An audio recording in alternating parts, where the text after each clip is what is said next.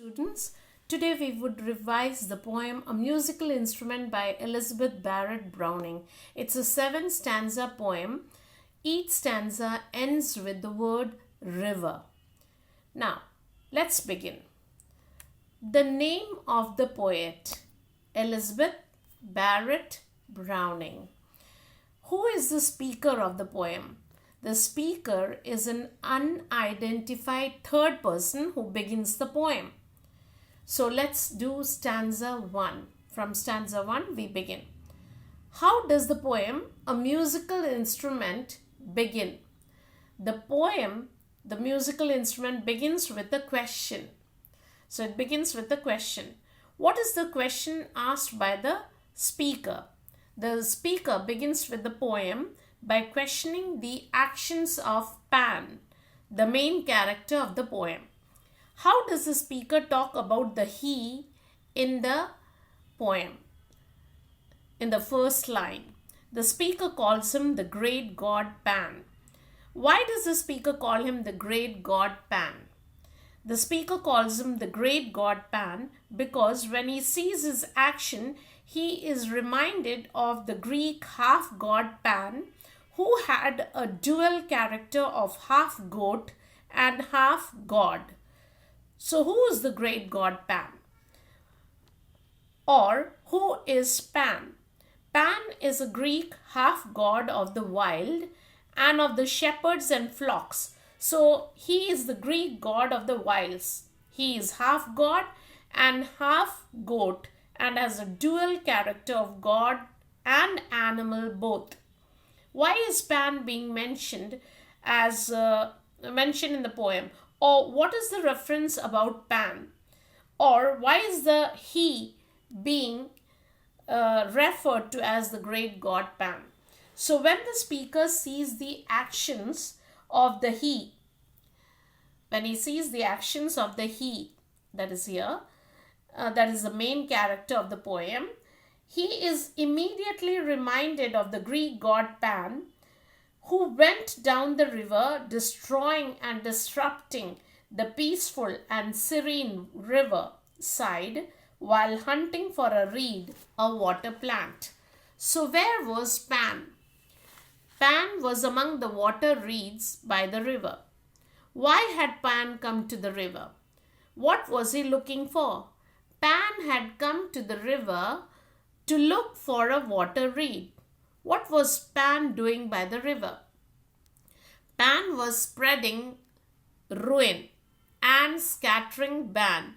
Pan was spreading destruction and chaos by the river. He was looking for a reed, and while hunting for the reed, his animal instincts or his half animal character causes harm to the peaceful natural habitat or natural settings of the riverside. What lines in the first stanza suggest or describe Pan's animal instincts or his bad side? So the words or the verse spreading ruin and scattering ban, and the third line, from the third line to the sixth line, all these describes or suggests that Pan is disrupting the natural world of nature. So what is the meaning of ban? What is the meaning of ban? Ban means prohibition. Pan has cast a type of prohibition or curse for nature by disrupting everything on his way. The half-god Pan is half human and half goat. So he curses the poor creatures around him. Now, who has hooves of a goat? Pan has hooves of a goat. So, because he is half god and half goat. What does he do with his hoofs of a goat? So, what does he do with his hoofs of a goat? He splashes and paddles with his hoof of the goat. He breaks the golden lilies growing by the river and scare away the dragonflies. You can see it here. So he splashes and paddles through the river with the hoofs of a goat. What are the words that the poet uses to describe the chaos and destruction caused by Pan in the first paragraph? So the speaker describes the scene of destruction by the use of powerful verbs like splashing and paddling, spreading ruin and scattering ban.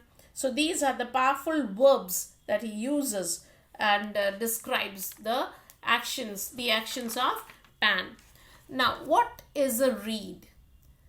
A reed, so it's given here, what's a reed by the reeds. So a reed is a water plant that has tall and slender leaves and belongs to the grass family.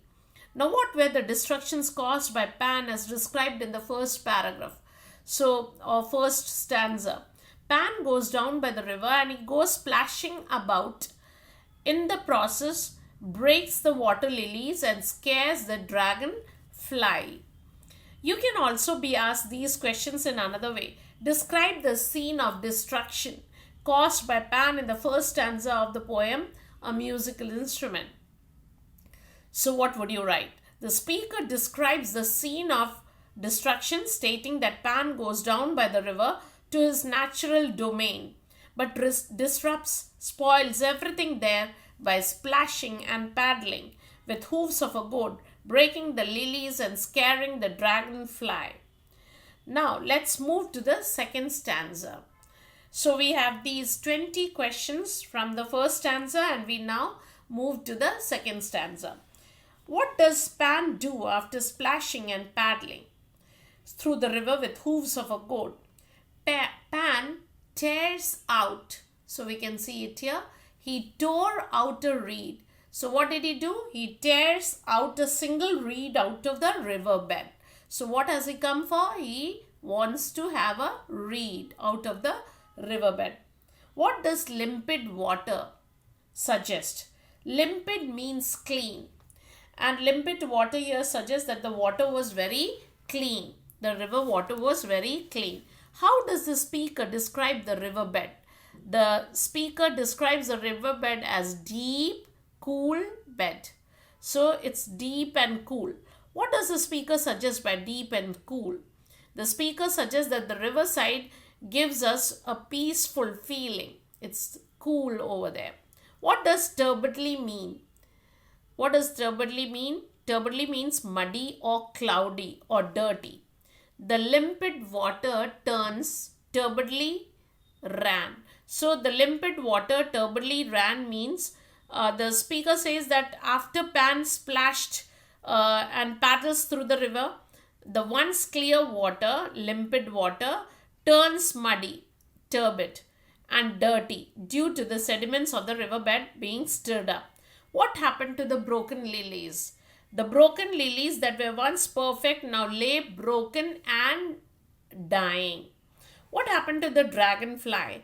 The dragonfly fled away. The dragonfly is startled to the point that it flies or flees the river.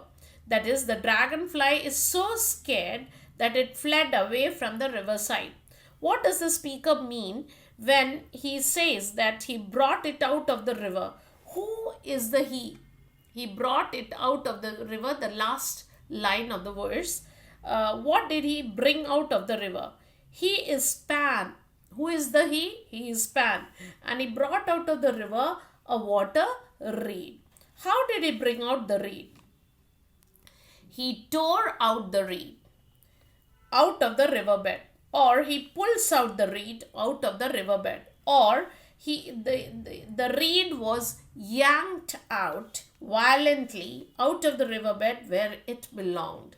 So, what kind of a behavior is Pan's? Pan's behavior is cruel and violent, like that of a savage. His behavior is like that of an animal. So, we can see here that his behavior is like that of an animal. What does the use of the word lay? The use of the word lay in the third last line suggests. Here you can see the use of the word lay in the fourth line of the second stanza conjures the image of a person on his deathbed. So it tells us of a person on his deathbed. That is personification. So the lilies are lying or laying, sleeping on the bed or on the deathbed. So the lilies are just lying. They lay broken and dying. So students, we have yet another 12 questions from the second stanza, and now we move on to the third stanza. So what does sat mean? Here you can see sate. Sate is Old English for sat. Where was Pan sitting after plucking out the reed? Pan was sitting high above the shore. So you can see it here, high above the shore. So while he sat there, what had happened to the river? While he sat there, the river continued to flow turbidly, that is muddily. What was the reason of the river flowing turbidly? The river flowed turbidly because of Pan's sudden act of tearing out the reed from the riverbed. What did Pan hacked and hewed at? Pan hacked and hewed at the reed that he had plucked from the riverbed. With what did Pan hack and hewed at the reed? He hacked and hewed at the reed with a steel tool, with a bleak steel. You can see here, with a bleak steel, hard bleak steel. That is a steel tool. He yanked out the lily. How is the reed described by the speaker? The reed is described as a patient and calm. So the reed is said to be patient and calm. Everything, eventually what happened to the reed? Or what happened to the reed at the end of the hacking?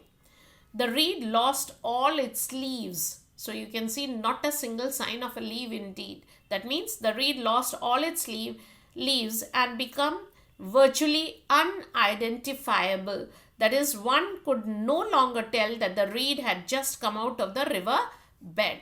So one cannot make out. What did Pan do to the reed? Pan scraped off all the leaves from the reed with the help of a steel tool, and the reed became unidentifiable. How can you describe Pan's behavior in the third stanza? Pan was cruel. He violently tore off a reed and mangled the reed with a steel tool and make it look unidentifiable. So 10 more questions from the third stanza, and we further move to study the fourth stanza. What did Pan further do to the reed? So Pan cut the reed shorter. He cut it shorter. So you can see it, he cut it shorter. How does the speaker lament the reed? Or how does the speaker regret and feel for the reed?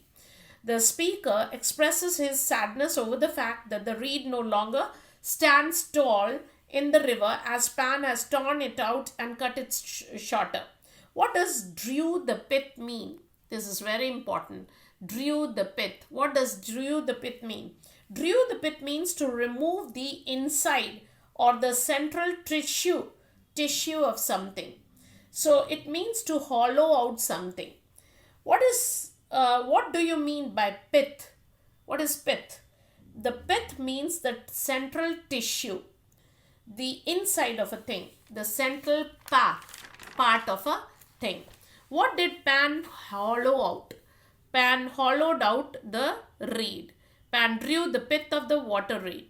So he pulls out or scrapes out the central tissue of the reed. What comparison does the speaker made with the actions of Pan? So the speaker compares the action of Pan drawing out the pith of the reed to that of removing the heart of a man. What kind of a tone does the poem acquire by his comparison? The poem acquires a truly violent tone when he compares the hollowing of the reed to the removing of the heart of a man, a heart of a person. Now the same question can be asked in another way. What comparison is made in the fourth stanza that shows Pan's cruel behavior? The comparison shown in the fourth stanza is the hollowing of the reed to the removing of the heart of a man. After removing the pith, what did Pan do?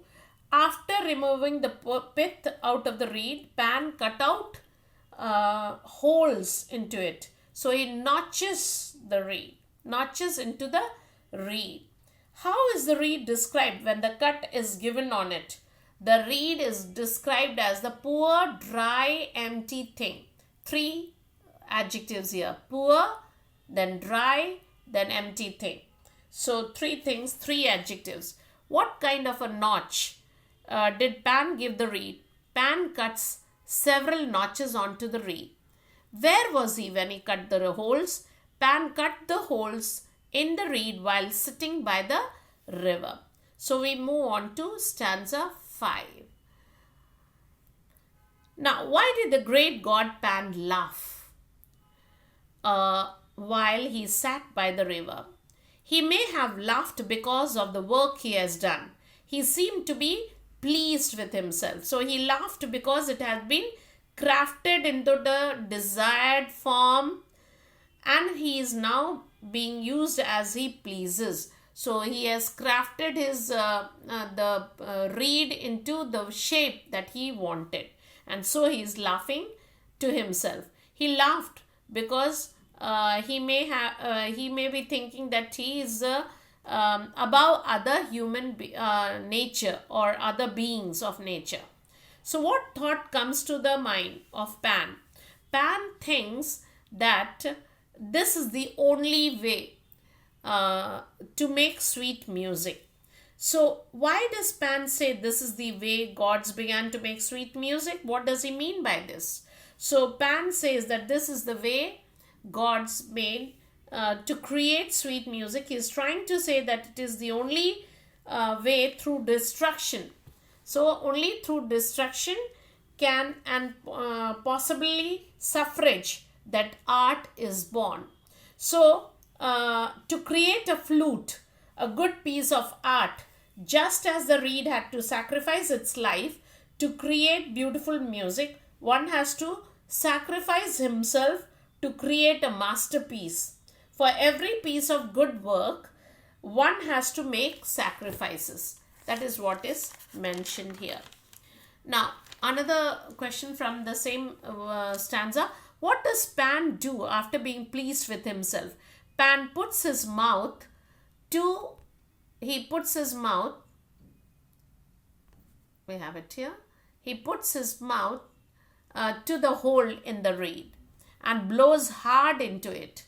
So that is what he does. What life lesson this stanza, the 5th stanza, give us?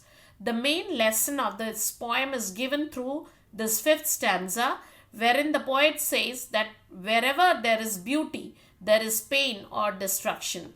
It is only through destruction that and suffering that art is born. Just like the reed that had to undergo suffering and was sacrificed, cut short, notched, and hollowed out, he creates sweet music, that is the flute, another form of art, an instrument of sweet music. So what does the speaker emphasizes by he blew in the power? In the 5th stanza, the speaker emphasizes the power of man to cause deliberate destruction.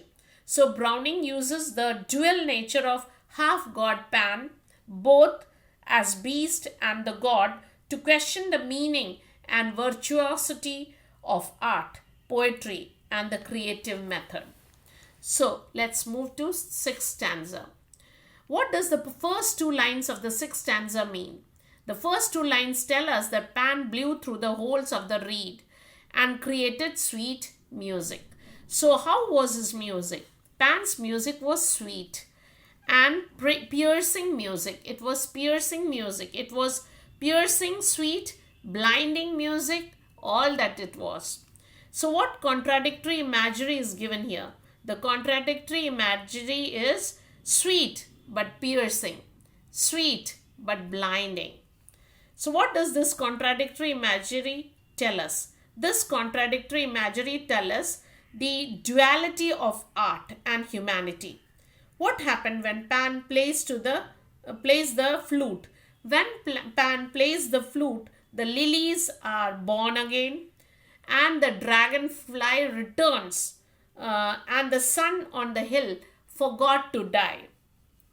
Once he begins to play his music, the lilies are revived and the dragonfly came back to dream on the river.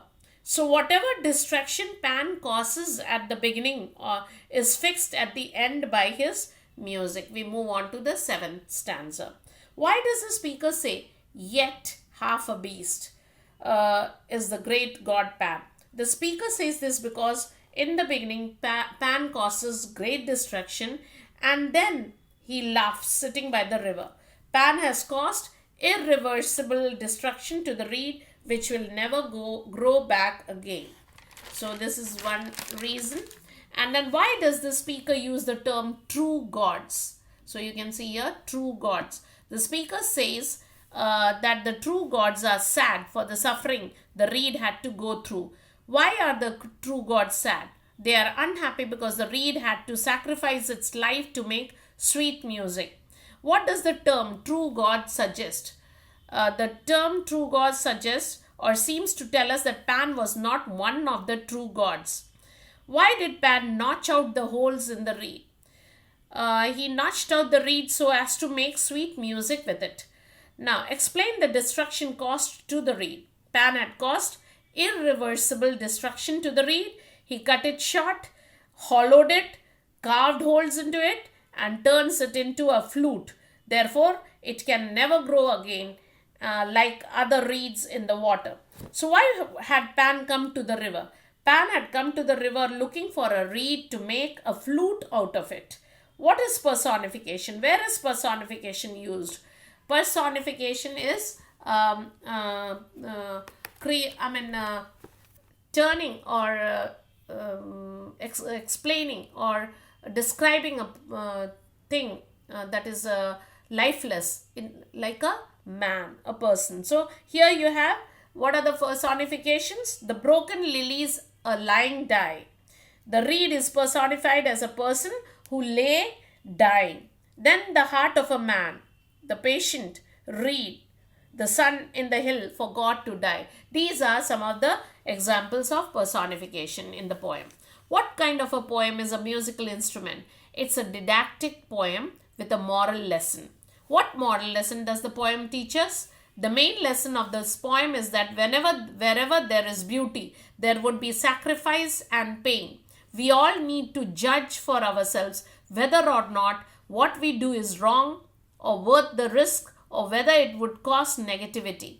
Whether a god, a human, or an animal, we all have the dual characteristics, potential for creating beauty as well as destruction. Justify the title of the poem. The poem is aptly titled A Musical Instrument, as Pan fashions a reed into a flute, but in the process he causes destruction to the plant life in the water and to the reed. The poet wants to convey that although the music is beautiful, it comes at the expense of the reed's life. What are the literary devices? There are alliterations, there are assonance, similes, metaphor, personification, hyperbole, irony, everything. Alliteration, repetition, spreading ruin and scattering ban, metaphor, spreading ruin and scattering ban again, simile, then he drew the pith like the heart of a man. With this, children, we have come to the end of the lesson, and I hope you have revised and you have understood it properly. Thank you.